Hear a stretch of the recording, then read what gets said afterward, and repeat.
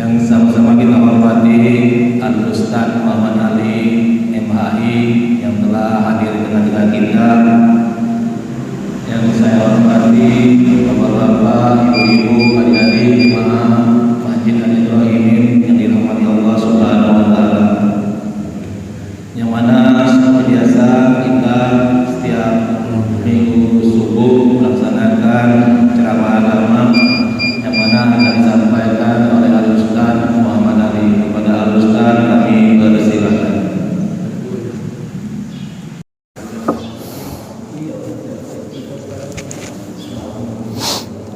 Assalamualaikum.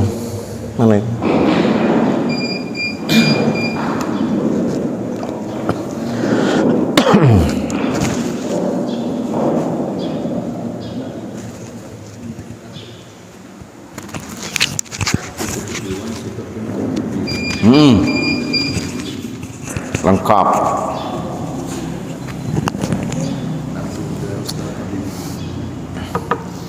Assalamualaikum warahmatullahi wabarakatuh.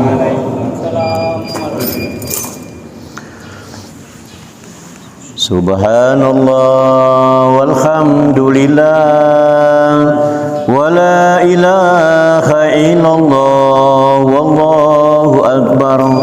Subhanallah walhamdulillah wala ilaha illallah wallahu akbar. Ya Rahman ya Rahim, ya Rahman ya Rahim, ya Rahman ya Rahim, ya Rahman salimna. Alhamdulillahirabbil alamin.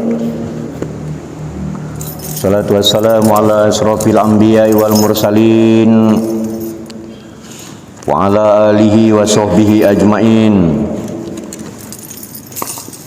Asyhadu la ilaha illallah wa asyhadu anna Muhammadar Rasulullah.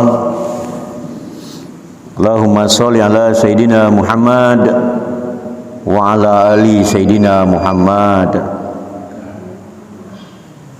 Qala ta'ala fil Qur'anil Karim, bismillahirrahmanirrahim. Subhanallazi asra bi 'abdihi lailan minal masjidil haram ilal masjidil aqsa. Sadaqallahul azim. Kami hormati Bapak Ibu, saudara-saudara, adik-adik, salat subuh yang dimuliakan Allah. Biar dalam kondisi apapun, baik di waktu senang maupun di waktu lapang, baik di waktu sempit, baik di waktu dalam keramaian, dalam kesunyian, kita tetap harus bersyukur dan taat dan bertakwa kepada Allah Subhanahu wa taala.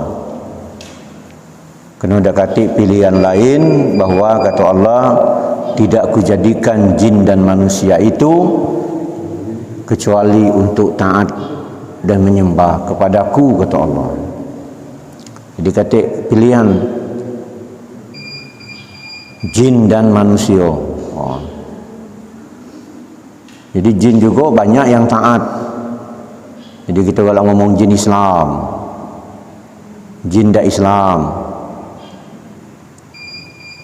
Tetapi sebaik-baiknya jin, nah itu harus digarisbawahi. Sebaik-baiknya jin, lebih baik manusia yang tidak taat, yang keliru itu. Artinya tingginya manusia itu. Karena biar bagaimanapun jin itu tetap memperdaya manusia.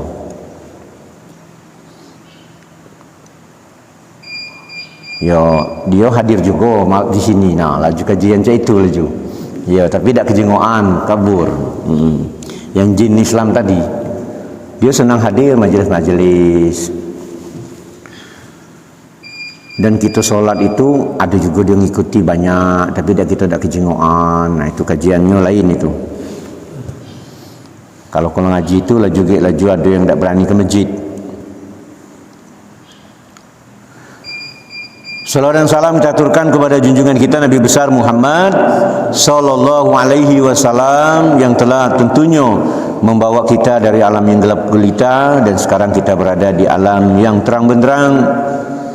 Karena kita bersyukur nian kepada Allah Subhanahu wa taala bahwasanya kita tidak meminta dan kita dilahirkan dalam keadaan yaitu umatnya Nabi Muhammad sallallahu alaihi wasallam.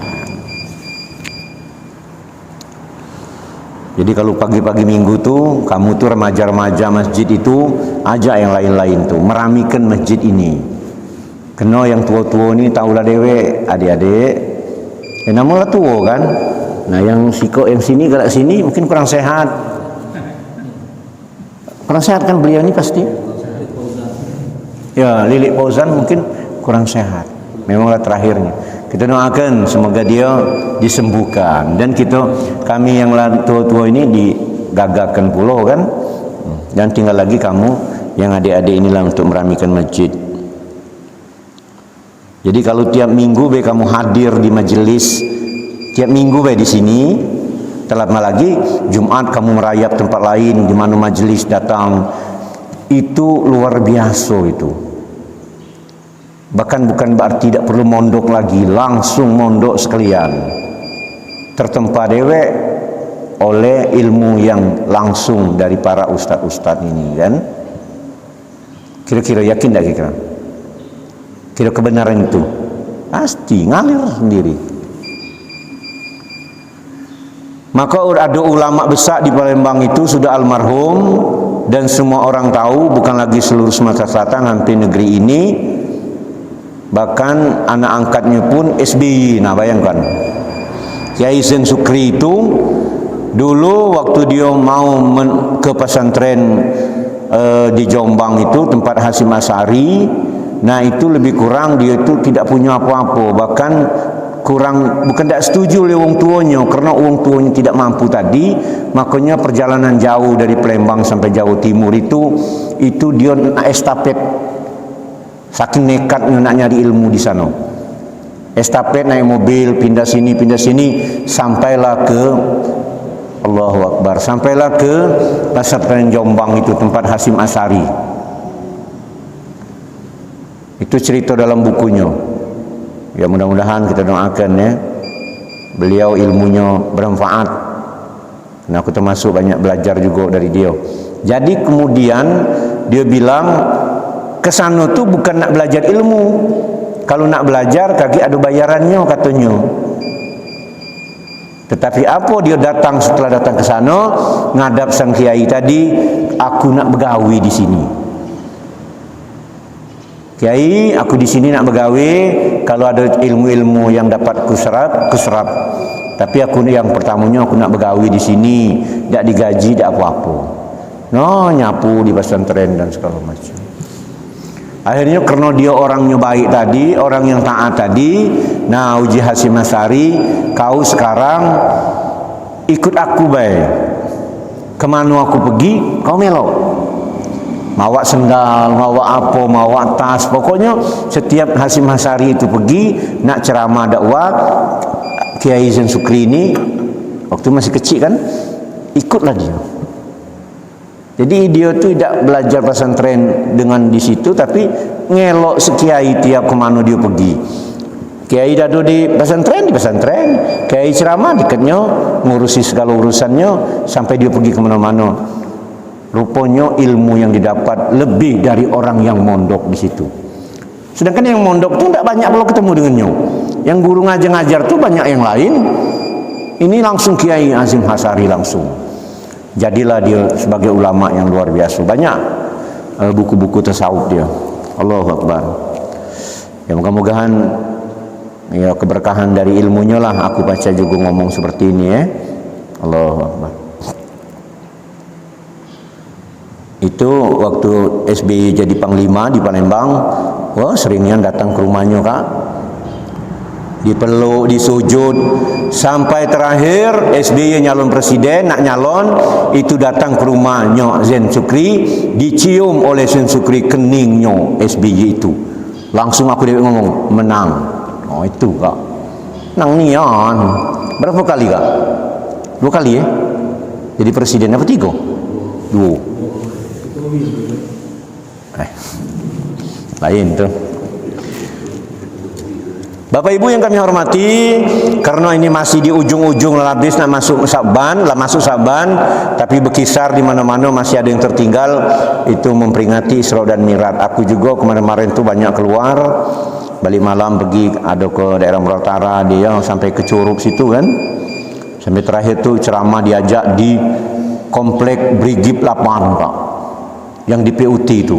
Kaget aku, Allahu Akbar. Baru setahun dibangun itu Pak. Anak-anak tentera galau di sana. Bukan anak tentera galau, muda-muda, ya lebih dari kamu lah. Ada 300-an orang di komplek itu. Itu dari mana-mana itu. Yang aku dapat, giliran aku dapat di situ diajak nyeramah para prajurit. Mereka taat-taat, alim-alim, azannya bagus-bagus, mimpin Yasin. Why? Memang sekarang ini yang diterima di angkatan itu bahkan banyak yang hafiz Quran sebenarnya. Ya, alim-alim pula dia. Oke, Bapak Ibu yang kami hormati, tentu pagi ini aku masih dalam sebahas tentang Isra dan Mi'raj Nabi besar Muhammad sallallahu alaihi wasallam. Kita bahas sedikit. Selama ini aku bawa buku hadis kursi, tapi hari ini pagi ini kita coba-coba bahas tentang surah Al-Isra. Allah katakan bismillahirrahmanirrahim. Subhanallazi asra bi 'abdihi lailam minal masjidil haram ilal masjidil aqsal lazi barakna haulahu linuriyahu min ayatina innahu huwas samiul basir. Apa kata Allah di dalam surah ini? Maha suci Allah yang telah memperjalankan hambanya, yaitu hambanya itu adalah Nabi Muhammad sallallahu alaihi wasallam, pada malam hari dari Masjidil Haram ke Masjidil Aqsa yang telah kami berkahi sekelilingnya. Nah, jadi yang telah kami berkahi sekelilingnya itu adalah Masjidil Aqsa dan daerah sekitarnya dapat berkah dari Allah dengan diturunkannya nabi-nabi di negeri itu berikut kesuburan tanahnya. Agar kami perlihatkan kepadanya sebagian tanda-tanda kebesaran kami, kata Allah, sesungguhnya Dia Maha mendengar lagi Maha melihat. Jadi Nabi Muhammad itu kalau ditanya sejak kapan dia jadi nabi, kalau ditanya sejak jadi nabi, sejak sebelum bumi dan langit ini diciptakan. Jadi Nabi Muhammad itu kalau ada orang ngomong dijadikan nabi umur 40 tahun, keliru. Nabi Muhammad SAW itu dijadikan Rasulullah, dijadikan Nabi itu, diangkat jadi Nabi itu sejak sebelum langit dan bumi diciptakan. Karena kata Allah, tidak kujadikan bumi dan langit ini kalau tidak karenamu ya Rasulullah. Kemudian terbukti ketika Nabi Adam dijadikan dari tanah, kemudian dihembuskan, ditiupkan dengan ruhnya, ruh ditiupkan kepada badannya, ke jasadnya Nabi Adam. Ketika Nabi Adam lah dapat ruh, dia nyengok mandang ke langit, dijengoknya ada nama Allah dan Muhammad disandingkan. Nah kita ni kalau tak nyanding nian, ada nama Allah di situ, nama Muhammad di situ. Kira-kira ya, nak nurutnya disanding tu, disanding berdua. Jadi Allah Muhammad, Allah di sini, Muhammad di sini, disanding. Namanya disanding kok. No, Allah di pucuk, Muhammad di bawah. Maksudnya tu maksudnya mungkin tinggilah Allah daripada Muhammad. Nah itu maksud, padahal yang dijenguk tu disandingkan berdua. Ibarat tu ini mah itu. Ada lagi di situ. Yang lebih parah tu ada di pagar rumah. Di pagar rumah agak di bawah pula, di pagar taruh uang di keramik. Allah dia jerna, jaku lain pula ini. Yang maya ada ukiran di sini umpama kan. Nah, jadi itu. Dan nabi-nabi yang lain membuktikan dalam kitabnya bahwa akan turunnya Nabi Muhammad di akhir zaman nanti. Jadi artinya sudah dijadikan nabi.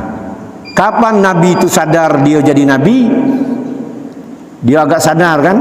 Ketika dia umur 7 tahun dibelah dadonya, kemudian ditutup lagi. Jadi nabi. Aku ni ada, bukan dia sombong kan? Ada yang lebih. Dari kecil ada yang juga itu, sampai yang nyusunya itu dibaliknya ke rumahnya. Bahaya je ini, loka hilang anak ini, diculik wong. Rupanya yang nyuliknya bukan apa, malaikat, dibelah dado juga. Dan umur 7 tahun sama, dibelah juga dadonya, masukkan yang baik di hatinya, diambil yang jahat. Maka dia ada yang jahatnya. Mun kita ni ada yang gelap, ada yang terang. Maka galak berubah-ubah hati kita ni. Jangan tulah wong ngajak dikit be ngatui wong lain, cepat puluh gitu ni. Nyambar cak burung langcat. Kalau wong ni baru ngomong sikok, kita lah 3. Oh iya nian dia tu, memang aku tahu nian dengannya itu. Nah itu. Maka Rasulullah tidak.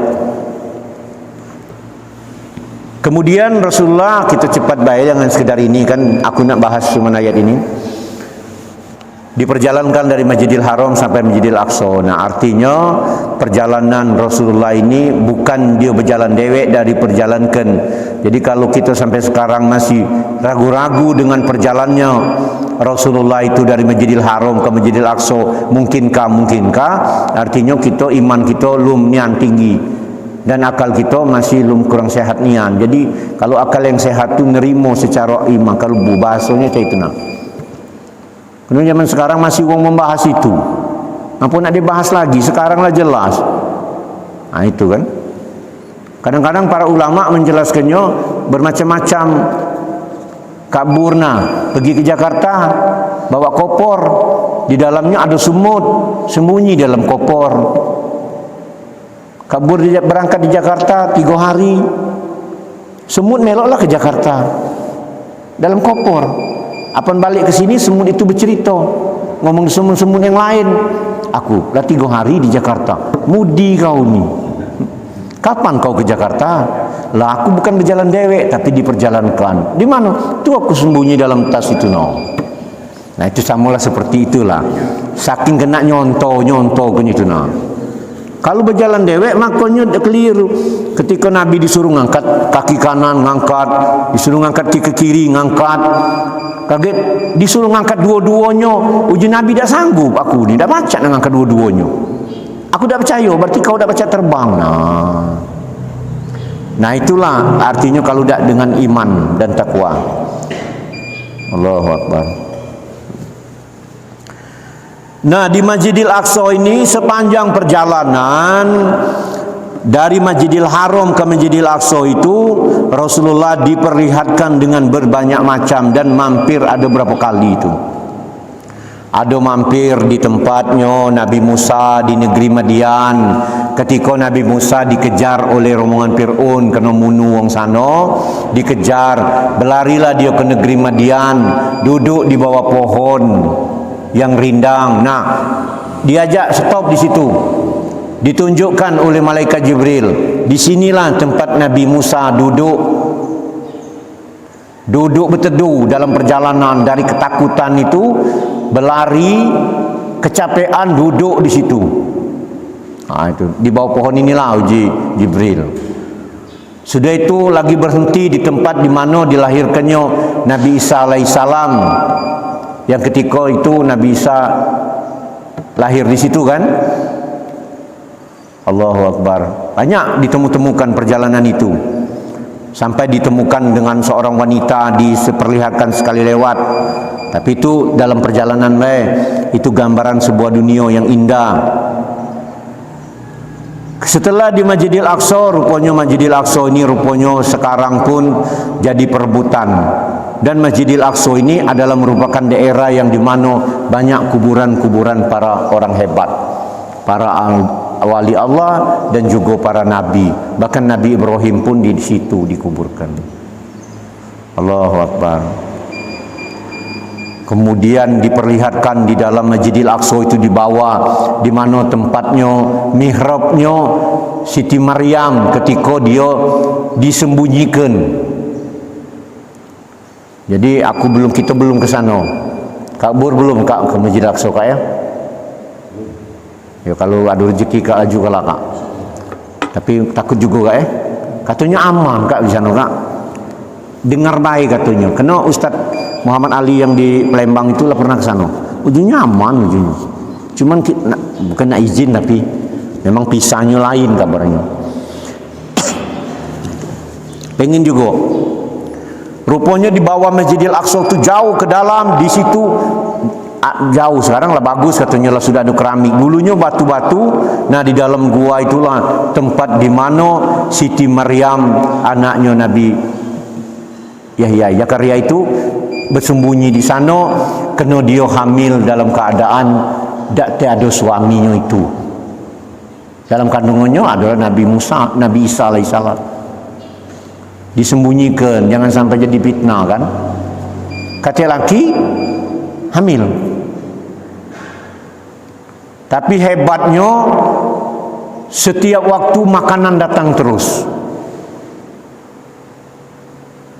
Dan Nabi orang tuanya tidak bertanya dari mana makanan ini. Ialah diantar dari Allah, tentunya malaikat. Jadi aman dia walaupun dalam itu berapa bulan itu makanan datang terus dan apapun ini. Allahu Akbar. Nah jadi Masjidil Aqsa ini jadi diperebutkan. Jadi jelas di sini di ayat yang lain ditambah lagi. Wa ataina Musal kitaba wa ja'alnahu hudalana li bani Israil ala tatahizu min duni wakila. Dan kami berikan kepada Musa kitab Taurat dan kami jadikan petunjuk bagi Bani Israel dengan firman-Nya, janganlah kamu mengambil pelindung selain aku, kata Allah. Jadi waktu itu belum turun Al-Quran. Di zaman Nabi Musa diturunkan yaitu kitab Taurat yang ketika itu jadi bagi pegangan orang Bani Israel. Dan kemudian Allah lah ngomong bahwa jangan kamu mengambil pelindung selain aku. Artinya tetap Allah tulah. Dan setelah itu seluruh kitab ini diumumkan kemudian, ini loh kitab yang sesudah segalanya. Ini kitab Taurat lah sudah turun, ini kitab Injil, dan sekarang kitab Al-Quran inilah. Nah ini kan kalau ini kembalinya ke situ. Nah orang Bani Israel ini memang pinter-pinter dan diceritakan dalam Al-Quran juga dia pintar juga, dan kemudian dia banyak ngadukan kerusakan. Dan daerahnya subur tetapi mereka tidak bersyukur dengan nikmat Allah itu. Maka dalam suatu kisah juga diluluh lantakkan oleh Allah karena dia tidak bersyukur dengan apa yang diberikan oleh Allah. Jadi kita tidak mungkin. Jadi kita ini Indonesia juga, kalau kita inilah sudah tidak keruan amutali uji basulusun aku tu lah tidak keruan lagi caronyo, sehingga seolah-olah kita yang hebat, Allah kita tinggalkan dan Rasul kita tinggalkan. Tidak mungkin yang negeri yang katanya kayu dicucuk jadi tanaman itu kage tidak lagi dicucuk lah mati. Bahkan kadang-kadang orang ini kalau melupakan punya kebun, seolah-olah kebun ini karena pupuk dan dipelihara dengan yang mahal biayanya, maka dia berbuah, dia lupa dengan Allah tadi. Maka ketika itu dia lupa dengan untuk berzakat tadi.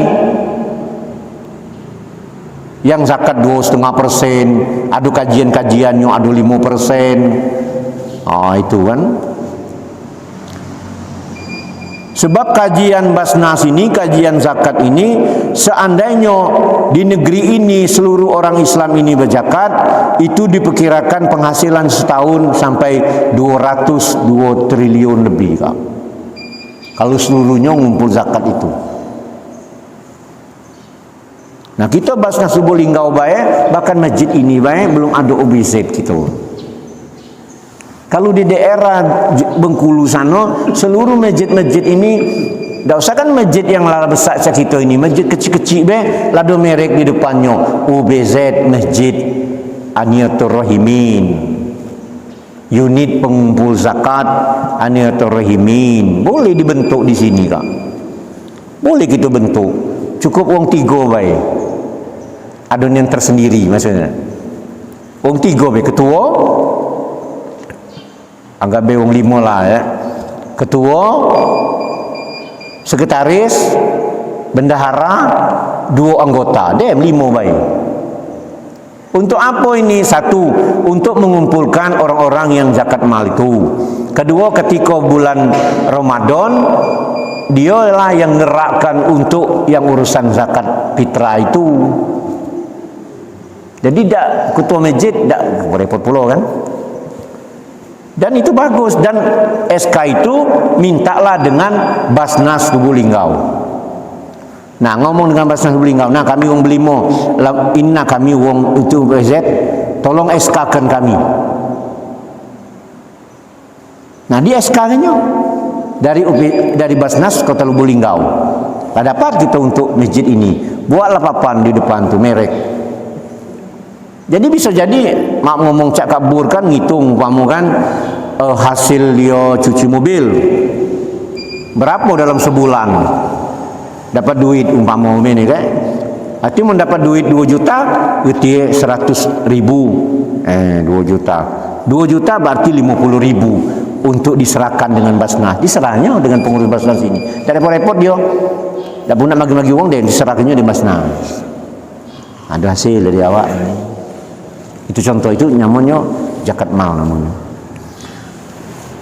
Nah, memang perlu sosialisasi itu, sulit itu.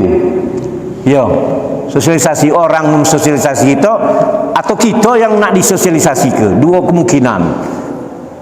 Ibarat tu, tolong sosialisasi kami atau kamulah disosialisasi. Nah, itulah lebih kurang. Jangan ayo wong dak datang dem, nah kita yang ngejarnya. Kalau nak jalan-jalanlah di Curup tu, hampir setiap masjid aku jenguk merek-mereknya. UBZ masjid ini, Masjid Aniyatul Rahimin, masjid ini, oh aduh kalau mereknya. Ya Allah ya.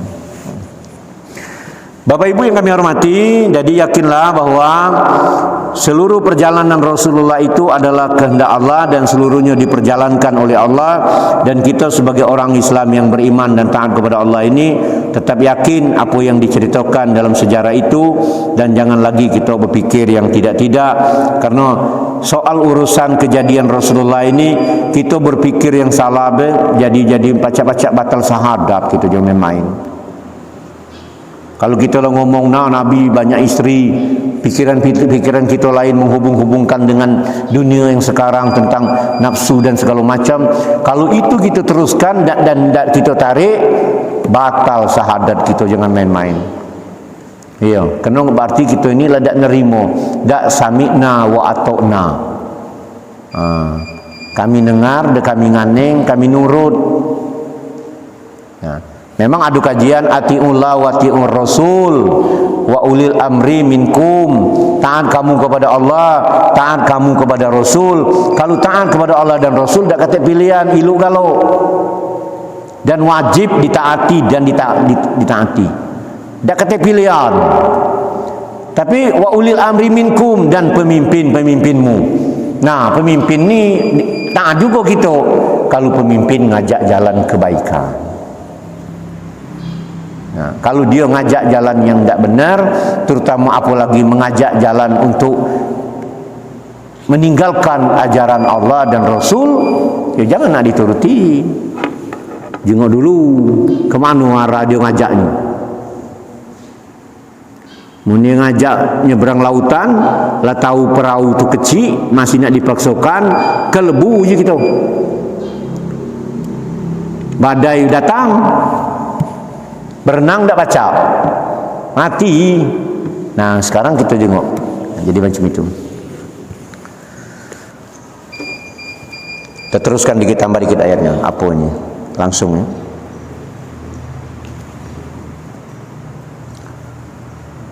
Suryata man hamalna ma'anuh innahu kana abdan sakura. Wahai keturunan orang-orang yang kami bawa bersama Nuh, sesungguhnya dia Nuh adalah hamba Allah yang banyak bersyukur. Jadi ketika Nabi Nuh itu diperintahkan membuat perahu di atas bukit, banyak yang tak percaya. Banyak yang menyemaukan tak mungkin air itu sampai ke atas bukit. Alangkah tingginya. Uji Nabi Nuh, aku diperintahkan buatnya memang di atas bukit.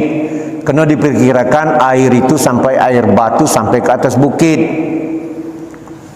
Nah, banyak yang tak percaya, bahkan banyak yang mengotori perahu Nabi Nuh itu. Dikotorinya.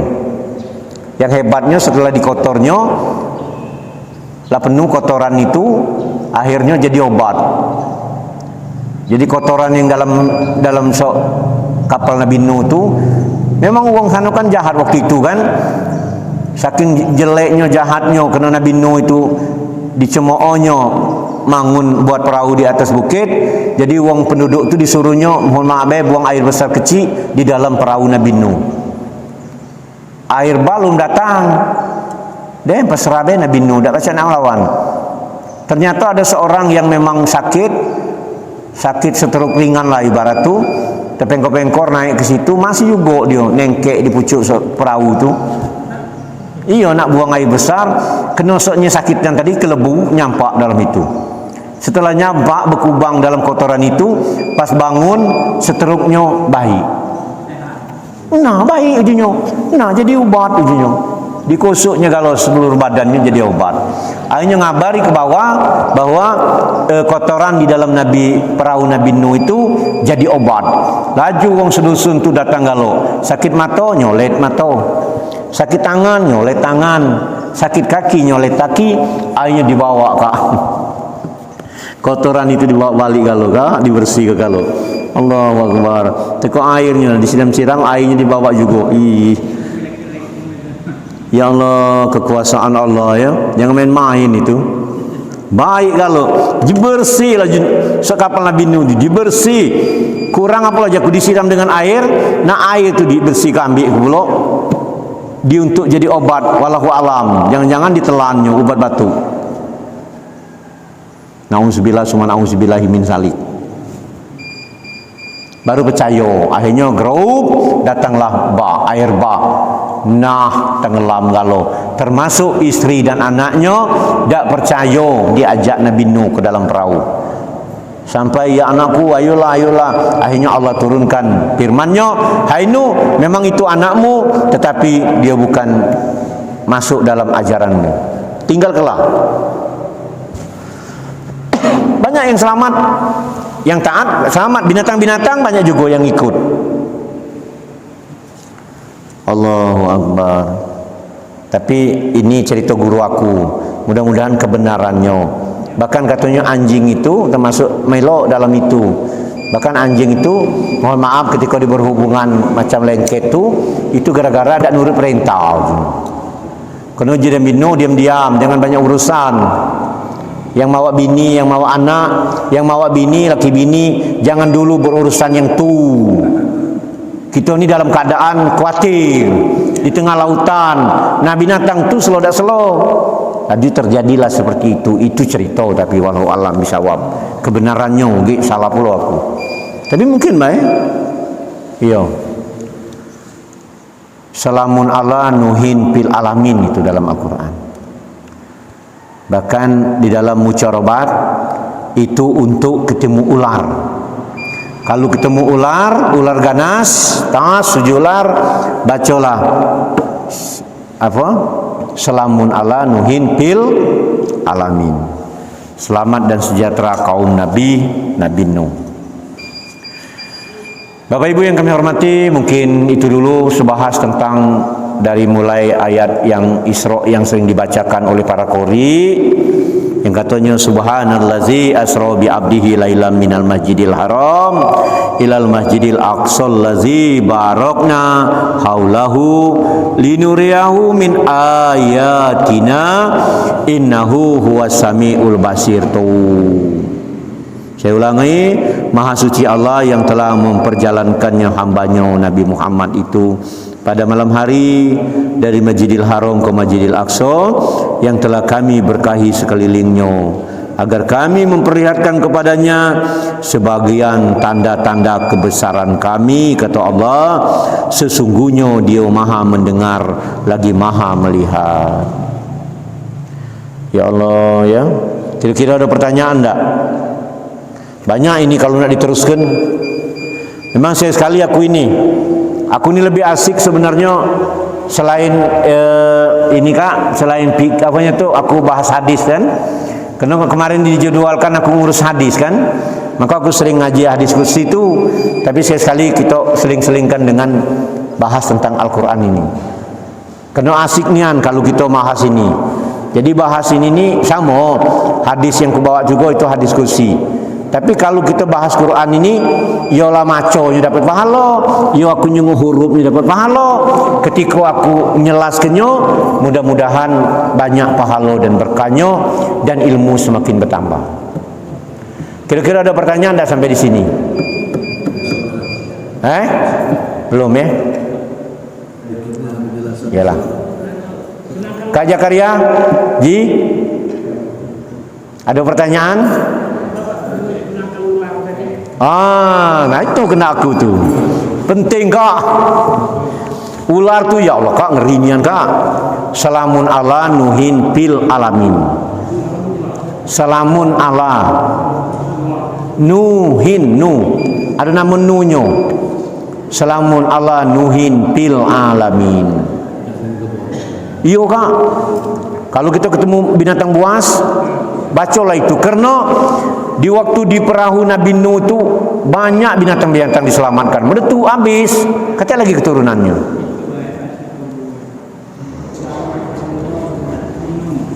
Salamun ala nuhin fil alamin. Baca lagi ya. Sikop ya. Bapak Ibu yang kami hormati, mungkin itu yang dapat aku sampaikan. Lebih dan kurang mohon maaf. Yang jelas hari ini kita sudah membahas tentang surah Al-Isra ayat 1 ya. Ayat 1 berkisar tentang Subhanallazi asra bi abdihi lailan minal masjidil haram ilal masjidil aqsa. Aku tidak nyeritakan tentang perjalanan Isra dan Mi'raj, tapi aku bahas sedikit tentang seputar bahwa keberkahan-keberkahan sekelilingan di Masjidil Aqsa itu sampainya banyak, bahkan sekarang jadi perebutan, belum kelar-kelar dari direbutkan Masjidil Aqsa itu. Wallahu alam bisawab kapan akhirnya. Tapi Allah sudah menunjuk tahu dulu kiblat kita ke Masjidil Aqsa, Bapak. Kiblat kita ke Masjidil Aqsa. Tapi diperintahkan di zaman Rasulullah, disuruh Allah pindah ke Masjidil Haram dan Baitullah. Jadi rupanya Allah lah lebih tahu, memang Allah lebih tahu bahwa inilah kenyataan kejadian sekarang. Nah, kalau kiblat kita sekarang ke Masjidil Aqsa, nah tambah lagi pening kita. Nah, jadi dipindahkan ke Masjidil Haram dan Baitullah. Mudah-mudahan kajian hari ini mendapat berkah dan bermanfaat, dan mudah-mudahan ilmu yang kita dapat akan menjadi ilmu yang bermanfaat, dan insyaAllah apa yang didengar dan juga dari guru-guru aku juga, dan insyaAllah akan disampaikan dengan orang lain juga, termasuk adik-adik tadi ya. Aku usahakan remaja-remaja rajin-rajin juga ya, minggu kan tidak belajar kan, bisa hadir di sini mengeramikan masjid ini. Kalau kamu bisa menyerapi apa yang disampaikan para ustadz-ustadz ini, insya Allah mudah-mudahan ke depan kamu akan ganti-ganti kami inilah, mudah-mudahan tanpa disadari. Jadi kaget kalian, jangan berpikir lain ini. Ai Pak Ustadz, aku ni dak mondok, aku dak berani nak ngisi apa dakwah. Dah. Banyak penceramah-penceramah ini dari sarjana ekonomi, dak sarjana agama baik. Ada doktor, dulu tuh doktor kau gajenata, penceramah hebat. Doktor dia bukan dari IAIN, Doktor Andes dari IAIN. Kak Bur ini dia ni dak galak baik. Kalau nak ngomong 2 jam 3 jam di puncak panggung, Allahu Akbar. Teratur nian, aku beda teratur ngomongnya. Tapi dia ngandai dia tuh, mendak dia laju ini. Sekali-sekali memang perlu nih disuruh dia berdakwah. Oh itu. Kadang pertanyaan-pertanyaannya baik, ngeri jawabnya. Kadang ibarat tuh kajiannya tuh tinggi nian sampai tidak terpanjat. Kalau kita panjat juga nyampak baca, saking tingginya. Mudah-mudahan itu keberkahan. Nah, aku dah jaku. Aku tuh mancing dikit baik. Kenulum siang nian. Ya ada apa-apa kak? Itu ini kan sholat yang salah hari ini kan sholat ini kan pas acara masuk kan berdiri kan kemudian anak-anak ini kan berbaris kiri kanan.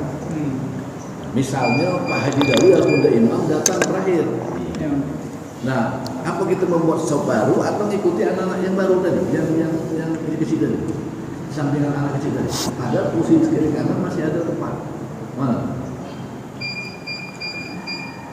Iya sebenarnya mak ini kalau kita ini berjamaah itu disunahkan makmuman itu ngambil ke arah kanan kalau kanan dulu kak, kanan lah penuh baru kiri. Nah kadang-kadang itu kan masjid ini kan panjang, benar juga kamu tadi kan. Batas itulah den, ini bentuk yang baru lagi masukkan itu ya. Itu ya? Ya, kiri kanan itu masih ada. Masih ada. Tak tahunya bentuk lagi situ. Dan kiri kanan ada anak-anak yang kecil. Oh iya. Kalau pertimbangan itu anak kecil memutuskan sah untuk bersolat. Apa kita pantas untuk di belakang mereka? Itu untuk membuat baru. Jangan kak. Jangan. Jadi makanya kamu tuh yang kecil-kecil. Nah inilah kajian wong tua ini. Maka anak-anak kecil juga perlu belajar. Bujang-bujang ini perlu belajar. Ketika ada yang tua, nyinggir, ngerti kan? Dak kaki sebentar dulu, aku ngaji situ dulu. Minggir dikit, nyuruh yang tua. Ini kadang dak dibiarnya gitu kak. Ketika urusan juga. Wow, zaman sekarang kan. Nah, tetapi harapan aku jangan membentuk yang baru. Langsung bela di situ. Justru bentuk yang baru itulah tambah lagi, bukan mutus lagi. Yang tuh, nah tapi kajian ini tadi, yang anak kecil memutuskan sab itu kan tidak seluruh ulama kan ngaji itu. Tidak seluruh ulama, karena anak kecil itu memang digambarkan memutuskan sab karena dia belum bersunat, belum herbaler, terutama belum bersunat. Karena makanya anak kecil itu disuruhlah kalau baca dengan umur berapa sunatlah. Karena dikhawatirkan kalau dia belum bersunat, dia akan menyimpan kotoran di dalam kelaminnya, maksudnya itu sehingga itulah yang membuat dia ada najis sehingga memutuskan sab itu. Ada lagi yang lebih kejam lagi. Wong tua sayang dengan anak betino tadi, anak betinonya diajak sholat ke depan. Aduh nih, dia main. Aku ketemu di masjid tuh, kita nak ngomong pemarahan. Bapak dari mana uji? Cak hebatnya bapak ni. Mana dalilnya? Nah, laju urung semayang gitu, berdalilan dulu. Kena mungkin walau-walam, apanya nangis sudah tu, apa orang tuanya dak kata yang betino ke mana kan? Diajaknya biar aman. Nah seharusnya dia ngajak, dia bertanggung jawab. Artinya dia jangan mutuskan sab wong, dia berada di belakang. Bismillah baik. Tapi tak juga anaknya apa betino. Tak boleh betino tu dibawa dalam urusan walaupun budak kecil. Woi kajian kalau lah betino lanang tu pak, ya Allah. Marah. Bapak ujian bukan masjid bapak ini. Bukan masjid aku, tapi kau tu mau anak betino. Anak betino itu anak kecil lanang lagi mutus kesap. Ada sebagian ulama mengatakan apalagi anak betino tadi. Betino lanang masih kecil ini nih. Jangan ngomong masih kecil. Berdasarkan dalil Siti Fatimah itu pernah natangi orang yang hebat. Betino Siti Fatimah mau anaknya yang dibawa pertama itu Hasan. Assalamualaikum. Waalaikumsalam. Siapa kamu? Saya Siti Fatimah. Sama siapa kamu? Sama anak aku. Lanang betino. Lanang. Jangan. Suamiku lagi pergi. Uji betino itu. Uji Siti Fatimah, anakku kecil, walaupun kecil, laki-laki. Lanang. Jadi memano? Kaget apa lakiku balik, aku minta izin. Oh, laju letok nian kak, itu kak. Jadi minta izin lah sama lakinya. Hai suamiku, kemarin Siti Fatimah ngajak anaknya lanang. Boleh tak? Boleh, masih kecil. Rupanya besoknya dua-dua dibawanya, Hasan dan Husin. Rupanya kak, yang azan tadi lo sudah restu kan, Siko kan dibawa kan. Nah, dua anak kau bawa, aku lu minta izin dengan laki aku kalau kau mau anak lanang berdua. Jadi tidak baca aku nerima kau. Dan nak minta izin lagi, caca meretok yang bertamu dengan orang itu. Kalau kita bertamu cak itu kena babit rumah laju. Tapi itulah kenyataan, walaupun anak kecil ketika. Jadi artinya cak aku nak murid ngaji aku banyak, walaupun aku ada uduk, walaupun murid ngaji aku ni kecil-kecil, seumur 7 tahun, 6 tahun murid ngaji itu, walaupun betinonya selama aku, ajulah. Karena aku nak ada uduk kan, ajulah. Kena bukan murim. Jangan ngomong air kecil tak apa-apa. Nah, entahlah. Jadi kak, kalau kakak buat sop, ya mana bagusnya?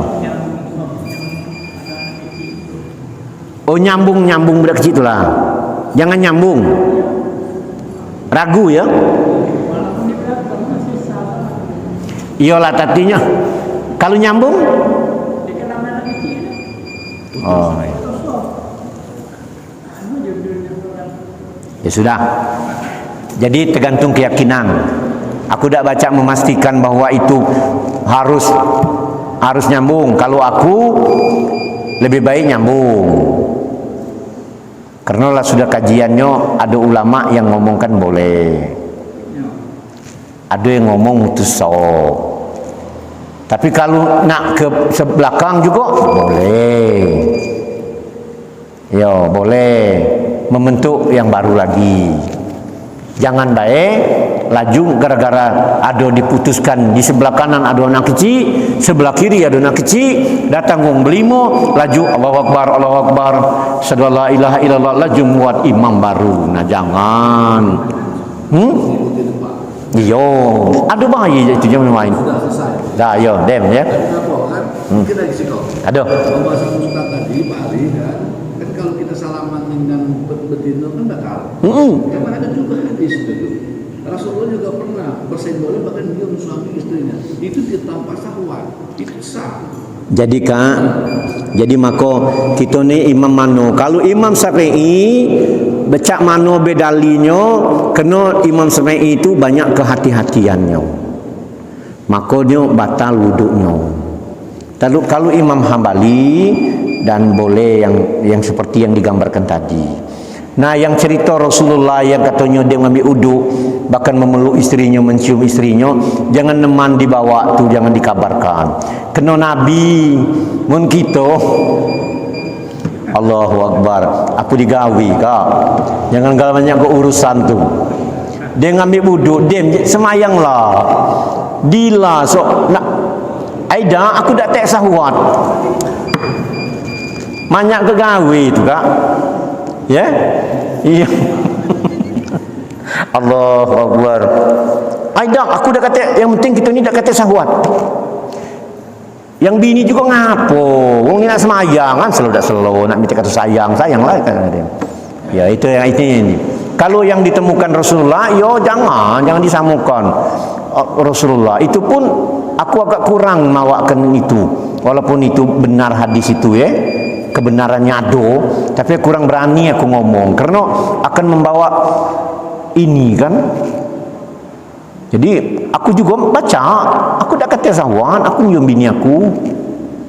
Sudah kita lajulah jika menggalak aja. Nah, jadi artinya bukan jadi perdebatan, tapi kehati-hatiannya itu. Karena Imam Syafi'i itu adalah tingkat kehati-hatiannya itu. Nah, kalau ayahku ngomong kenian li batal jengok umak kawan tu, rumah segede ko awak duduk ngapo nak marak-marak tu, nak megang tu ngapo. Kadang uji bapak tu duduk ngobrol tu biar biasa ngobrol, ni tangan nak nyawil nian. Kena godaan tadi untuk membatalkan itu. Itu ya, mudah-mudahan. Bapak Ibu yang kami hormati, mungkin itu dulu kajiannya.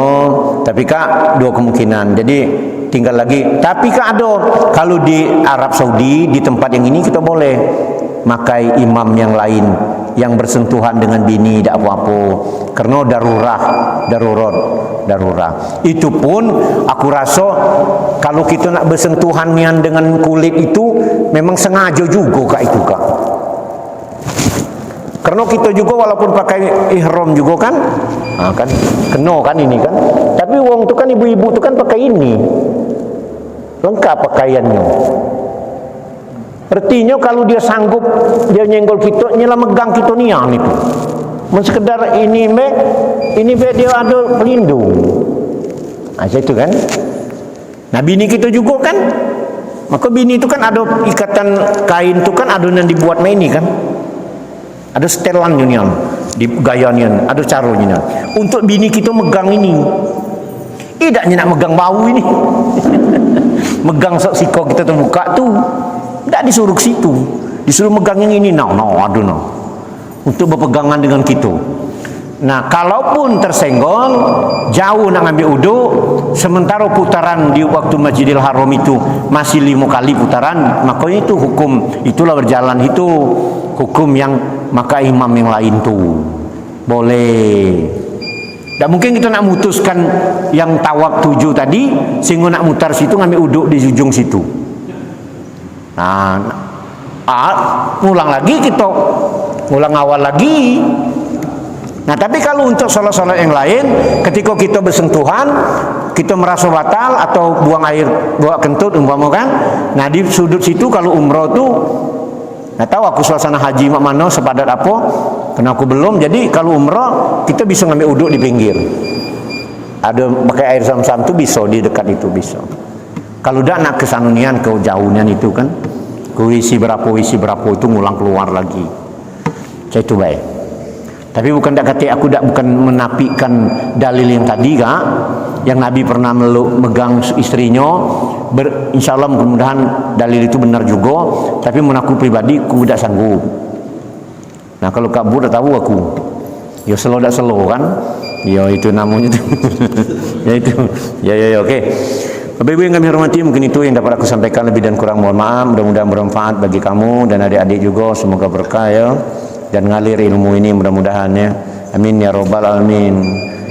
Assalamualaikum warahmatullahi wabarakatuh. Waalaikumsalam warahmatullahi wabarakatuh.